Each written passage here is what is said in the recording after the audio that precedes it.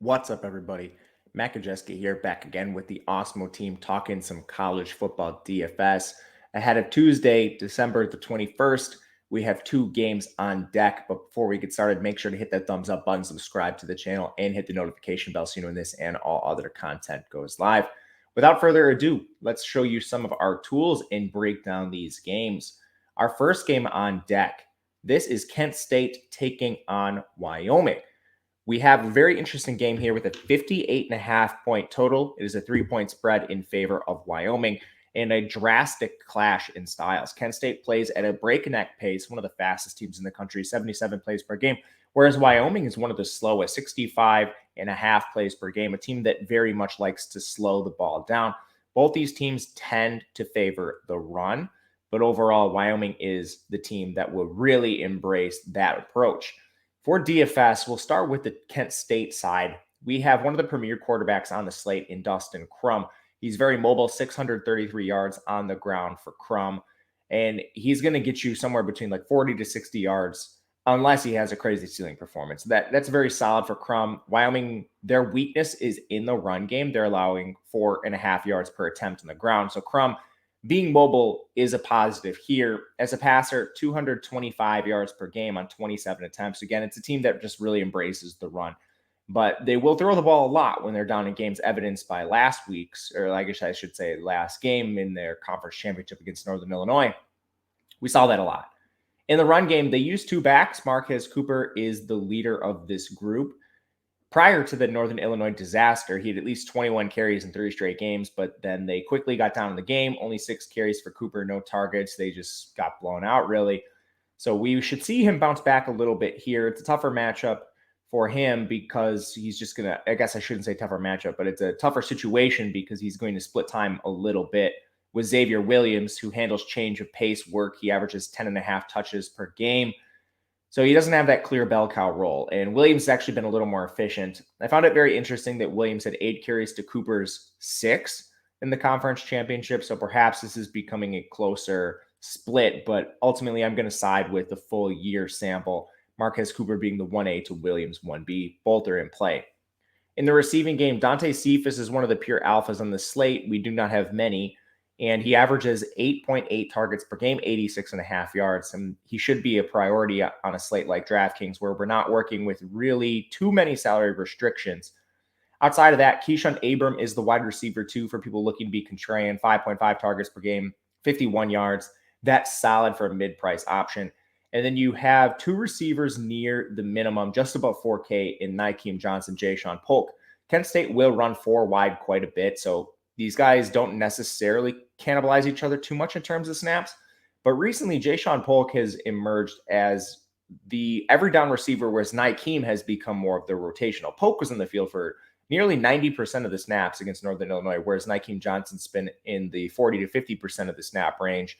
So that is a big difference and a change for Kent State recently. It makes Ja'Shawn Polk the better play straight up, but both of them are viable in tournaments because we're going to see a lot of 4 wides. For Wyoming, again, a team very much based on the run, and they made a quarterback change midseason after their offense stagnated. So you are now going to see Levi Williams under center. They haven't gotten great quarterback play out of either guys, so there is the potential that they platoon, that Levi gets benched, but ultimately Wyoming's the favorite here, so you shouldn't run into too many issues. And Kent State's one of the worst defenses in college football. Against the run, against the pass, it doesn't matter. You can score on Kent State any which way. They're allowing 4.8 yards per attempt on the ground, one of the worst marks in the country. So Levi Williams being mobile, 282 yards on very limited work this year, is a positive. He still doesn't offer you too much upside as a passer. You're not really live for a 300-yard bonus. So he needs to do work on the ground for you to get there or have amazing efficiency. And I think both are possible, but he definitely is a step behind guys like Crum and UTSA quarterback we'll talk about a little later. In the run game, Xavier Valade entered the season as the bell cow back, but he has begun splitting work more with Titus Swen. And Swen's just been more efficient on a per carry basis. On the year, you have 977 rushing yards for Valade on 188 carries. Swen has 126 carries, but he's already up to 744 in terms of yardage. So the efficiency is clear. The one role that Valade has not seeded is the pass game role. He's still seeing all of the running back targets. He's 29 on the year. That's 2.5 per game. and he's playing on about 70% of dropbacks. That's a lot of routes for a running back. So if they do get down, Valladay is the pass catching back, just makes them a little safer. And the price difference between them is marginal on DraftKings. FanDuel, it's a little more drastic. So Valladay will be the preferred option there in an amazing matchup. You can't really draw it up any better. In the receiving game, Wyoming's gotten down a lot in games recently. So the more competitive game script we've seen has elevated the target numbers for some of these guys. The one player who's been active really the whole year is Isaiah Nair. 6.4 targets per game, 65.9 yards. I'm still just paying up for the Kent State receivers rather than get to Nair. We've seen Wyoming abandon the pass entirely when they're way up in games. Nair doesn't have more than 8 targets in any of the last 4. He's been below 5 in 2 of those. Really risky here. Behind him, Joshua Cobbs is the wide receiver 2, just 3.5 targets per game, 4.3 over the last 4. Not too much to see. Low upside option. Trayton Welch, the tight end, 3.5 targets per game over the last 4 for him.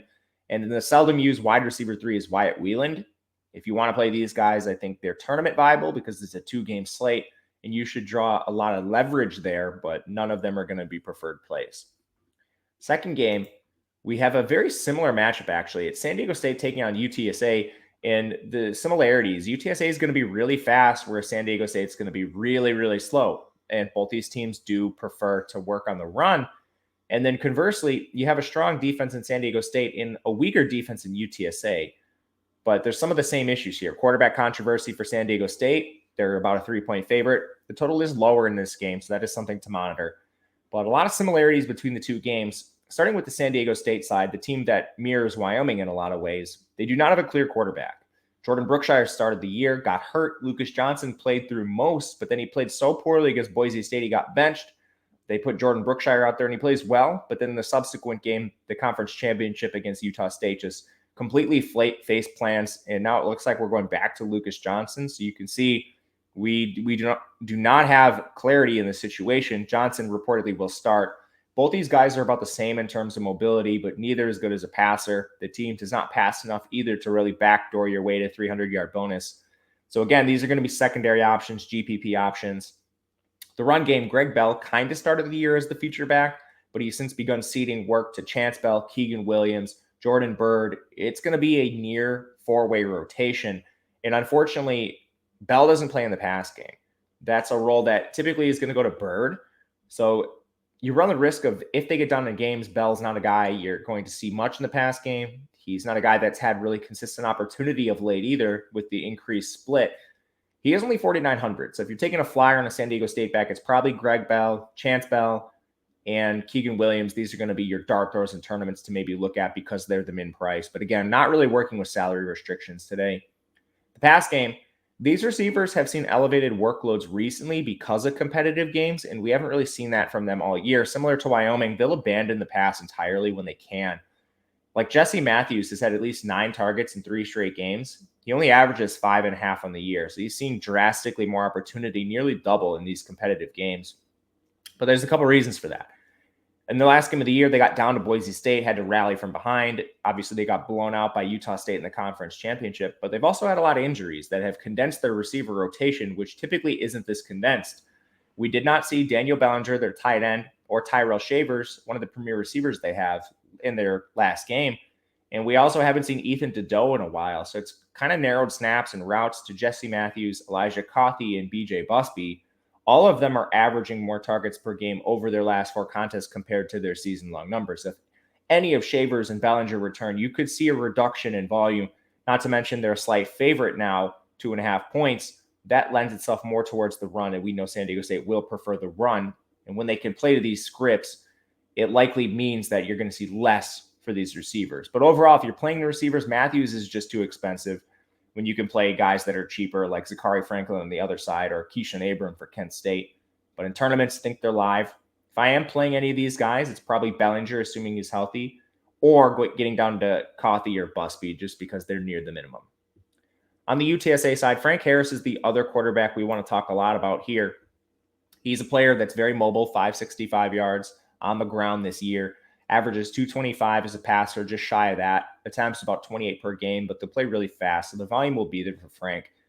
And it's a tough matchup against San Diego State's defense, but we have 2 quarterback situations that aren't clear. So just by default, Frank Harris and Crum are going to be the top 2 QBs. The biggest news of the bowl games was Sincere McCormick opting out. He's handled 321 carries this year, 1,479 yards, and another 183 as a receiver. And the running back who's stepping up next is Brendan Brady. He's a guy that only has 48 carries in the year. But overall, Brendan Brady is kind of the guy waiting in the wings. And a lot of reports coming out of UTSA are that he will get the first crack at this job. Now, you could see some sort of timeshare with like a BJ Daniels. We don't know how this split is going to work, but Brendan Brady at 4K is just so cheap that he should be a guy we're pretty much locking into lineups. And he's going to be the best price adjusted play on the entire slate, given UTSA has a great rushing attack. In the receiving game, it's very similar to Kent State, where you see the Golden Flashes and now UTSA passing at a much higher rate than Wyoming and San Diego State. So they just naturally are going to be preferences. And then the UTSA receivers are all cheap. Zachary Franklin at 5,500 has significantly more volume than like Matthews on the other side, and he's cheaper, which is just laughable to me. But 78 yards per game for him, 8.5 targets. Franklin's a great play. Joshua Cephas and DeCorian Clark round out this receiver room. On the year, you've seen a slight edge towards Cephas, but recently the targets have actually gone towards DeCorian Clark. 6.3 targets per game over the last 4 for Clark, 6 flat for Cephas. There's only $100 between them. I think you just mix and match if you play multiple lineups. Otherwise, you probably give a slight edge to Cephas just based on the larger sample of the year, but it's very close. Tight ends, going to split a little bit of time between Leroy Watson and Oscar Cardenas. Both of them just pure tournament plays. But that is the slate. Thank you guys for watching. Let me know your favorite play in the comments section. I'm Matt Gajewski on Twitter at Matt_Gajewski. We'll be with you all bowl season. So thanks for watching. We'll catch you again next time.